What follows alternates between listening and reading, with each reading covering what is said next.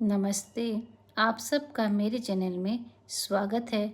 आज हम संतोषी माता की संपूर्ण कथा जानेंगे।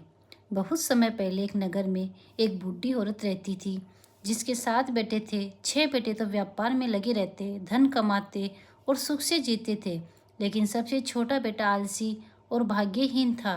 वह माँ के घर में ही रहता, मेहनत कम करता और कभी ठीक से भोजन भी नहीं पाता। एक दिन वह दुखी होकर अपनी माँ से बोला, माँ, मेरे भाइयों के पास सब कुछ है, पर मेरे पास कुछ भी क्यों नहीं? तुम मुझे अच्छा भोजन भी नहीं देती। माता ने ताना दिया, अरे भाग्यहीन, तू खाने लायक कुछ कमाता है? कहाँ है?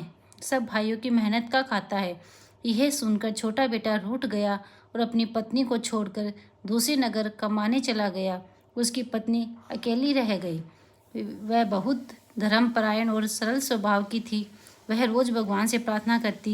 एक दिन उसे पड़ोस की औरतों से पता चला कि संतोषी माता का शुक्रवार का व्रत करने से सभी दुख दूर होते हैं और प्रति धन समृद्धि मिलती है। उसने निश्चय किया कि वह माता का व्रत करेगी। शुक्रवार को स्नान करके माता की पूजा की, दीप जलाया, गुड़ और चने का भोग लगाया और संतोषी माता की कथा सुनी। वह शुक्रवार को उपवास करती, खट्टा पदार्थ नहीं खाती और भक्ति भाव से व्रत करती।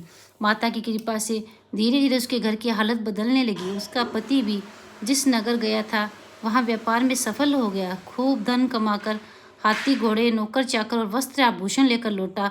अब उसे बहू का जीवन सुख समृद्धि से भर गया। जब जिठानियों ने यह देखा कि छोटी बहू बहुत सुखी हो गई, तो उन्हें जलन हुई। उन्होंने सोचा कि हम तो बड़ी है, फिर भी हमें इतना सुख क्यों नहीं मिलता।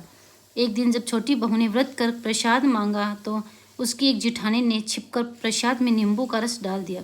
संतोषी माता के व्रत में खट्टा पदार्थ वर्जित है। जैसे ही छोटी बहू ने वह प्रसाद खा लिया, माता नाराज हो गई। अचानक उसका पति फिर से दरिद्र हो गया। घर की सारी संपत्ति नष्ट हो गई, नौकर चाकर चले गए और दुख दरिद्रता लौट आई। अब बहू को अपनी गलती समझ आई। उसने पुनः पूरे नियम से माता का व्रत करना शुरू किया। सावधानी रखी कि प्रसाद में कोई खट्टा पदार्थ न हो। उसने सच्चे मन से भक्ति की और माता से प्रार्थना की, हे संतोषी माता, मुझे क्षमा करे और मेरी झोली सुख समृद्धि से भर दे। माता प्रसन्न हुई और फिर से उसके घर में धन धान्य, वैभव और शांति भर दी।